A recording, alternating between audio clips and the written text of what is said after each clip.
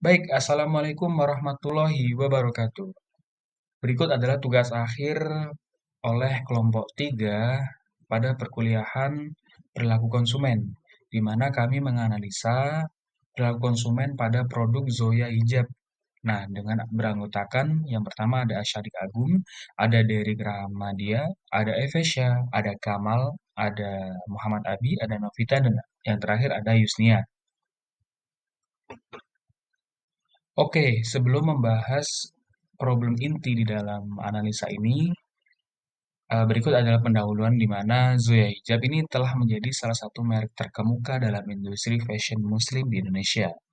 Ya, karena namanya juga Zoya Hijab pasti berbau dengan muslim ya. Didirikan sejak pada tahun 2005 dengan menyusung konsep modern, elegan, dan tetap syar'i, di mana perkembangan zaman ini memberikan banyak motif dan desain-desain yang lebih modern ya. Lalu Zoya ini menghadirkan berbagai produk hijab, busana muslim, dan aksesoris untuk perempuan muslim yang ingin tampil percaya diri tanpa mengesampingkan nilai-nilai agama. Nah, dalam persaingan yang semakin ketat ini, pemahaman yang mendalam tentang perilaku konsumen menjadi kunci untuk mempertahankan potensi di pasar dan meningkatkan loyalitas pelanggan. Perkenalkan, saya Derik Rahmadia dan pada slide ini saya akan menjelaskan tentang metodologi. Setelah tadi di awal menjelaskan tentang pendahuluan dari brand hijab Zoya, selanjutnya tentang metodologinya. Yang pertama itu data diperoleh melalui kombinasi studi literatur, analisis dokumen, dan wawancara konsumen. Yang kedua, fokus pada pengamatan terhadap perilaku konsumen di seluruh siklus pembelian, penggunaan, hingga pembuangan produk. Dan yang ketiga, penilaian ini menggunakan teori pembelajaran konsumen, hierarki Maslow, dan model sikap multi atribut. Kemudian selanjutnya ada kerangka teori. Pertama dari teorinya pembelajaran konsumen terlebih dahulu, yaitu ada tiga komponen. Yang pertama ada behavioral learning, ada cognitive learning, dan ada observational learning gitu ya. Yang dimana yang poin pertama ini perilaku yang dibentuk oleh asosiasi itu stimulus, respon, dan penguatan. Kalau yang kedua itu proses pengolahan informasi berdasarkan pengalaman dan fakta yang diperoleh sama konsumen. Dan yang poin ketiga itu belajar melalui pengamatan terhadap perilaku orang lain yang dianggap relevan atau inspiratif. Kemudian teori yang kedua yaitu ada hierarki kebutuhan Maslow, di mana ini memetakan motivasi pembelian konsumen dari kebutuhan fisiologis hingga aktualisasi diri, yaitu ekspresi identitas ketika telah menggunakan hijab dari merek Zoya. Yang ketiga ada model sikap atribut, yaitu di mana menilai atribut produk seperti kualitas desain, dan harga yang memengaruhi sikap konsumen terhadap merek dari produk Zoya. Pembelajaran konsumen. Nah, konsumen Zoya ini belajar tentang produk melalui berbagai mekanisme dari pembelajaran. Contohnya, pertama itu classical conditioning, di mana mengkomunikasikan dari dua asumsi. Di mana pertama itu Zoya menggunakan iklan yang emosional yang menampilkan model berhijab dalam momen bahagia dan sukses, seperti bekerja, berkumpul bersama keluarga, atau acara sosial. Zoya juga mengasosiasikan emosi positif dengan produk yang menciptakan pengaruh bawah sadar yang meningkatkan preferensi dari merek. Yang kedua itu adalah operan conditioning. Pertama, konsumen itu didorong untuk membeli atau mengulangi pembelian melalui penghargaan. Jadi yang kondisi operan ini adalah diskon, hadiah yang gratis ataupun program loyalitas. Zoya juga memperbaiki pengalaman purna jual untuk menghindari hukuman dari ketidakpuasan konsumen. Terakhir yaitu observational learning. Konsumen itu ya itu belajar melalui pengaruh dari influencer atau teman yang menjadi faktor penting dalam pembelajaran konsumen. Contohnya influencer hijab di Instagram yang menampilkan hijab Zoya dalam berbagai gaya yang menarik minat pengikutnya untuk mencoba produk Zoya tersebut. Motivasi konsumen. Ah, berdasarkan teori hubungan hierarki Maslow, pertama itu adalah fisiologis. Nah, Zoya itu sebagai hijab saat ini sebagai kebutuhan dasar untuk menutup aurat. Itu dipenuhi dengan hijab Zoya yang nyaman, breathable, dan tidak mudah kusut. Kemudian, kebutuhan dari psikologis dipenuhi juga. dari hijab Zoya yang menjadi simbol identitas yang memungkinkan konsumen untuk mengekspresikan diri mereka tanpa melanggar nilai-nilai dari agama. Selanjutnya itulah adalah kebutuhan sosial, di mana konsumen yang membeli hijab itu sering digunakan untuk keperluan acara-acara sosial seperti temuan, acara pernikahan dan lain-lain. Keempat adalah emosional. Kebutuhan emosional itu Zoya memberikan perusahaan puas dan bangga saat mengenakan hijab mereka yang sesuai dengan gaya pribadi mereka. Terus juga konsumen itu cenderung memilih Zoya karena estetika produk yang fashionable tetapi juga syar'i. Terakhir adalah kebutuhan fungsional di mana bahan dari Zoya sendiri memiliki kualitas yang tinggi guna memastikan kenyamanan sepanjang hari, membuat Zoya juga lebih dari sekadar produk fashion, tetapi juga solusi yang praktis bagi hijab. Baik, untuk selanjutnya ada sikap dan juga perilaku konsumen.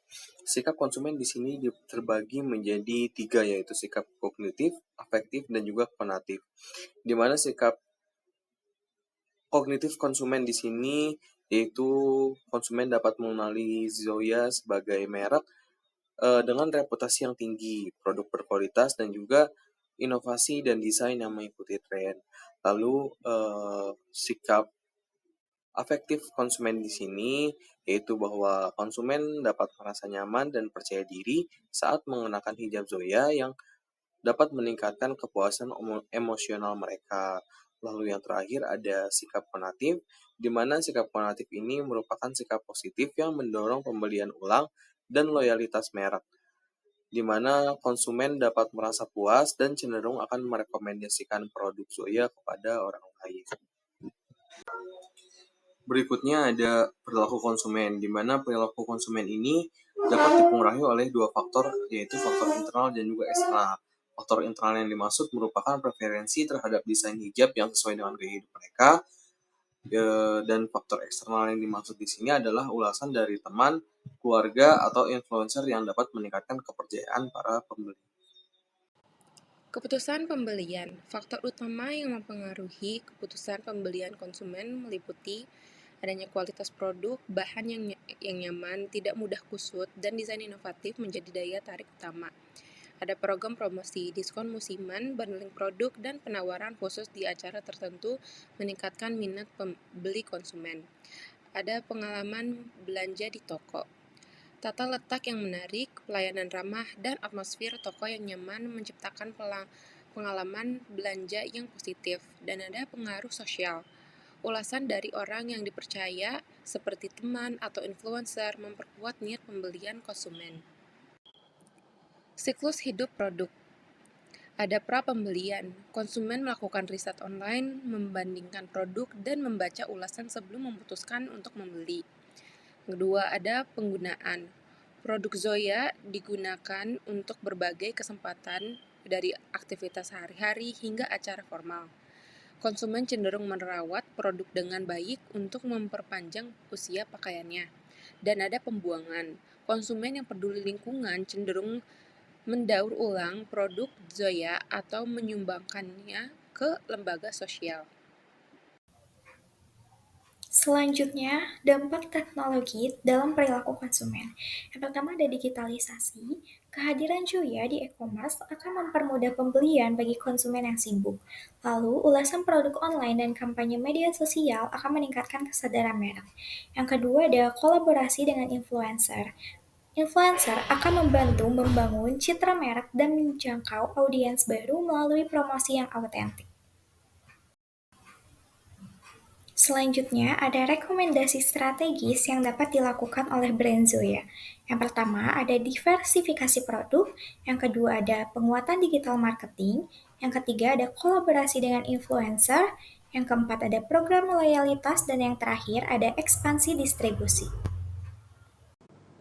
Selanjutnya ada kesimpulan, Zoya Hijab telah berhasil membangun reputasi sebagai salah satu merek terkemuka di industri fashion muslim di Indonesia.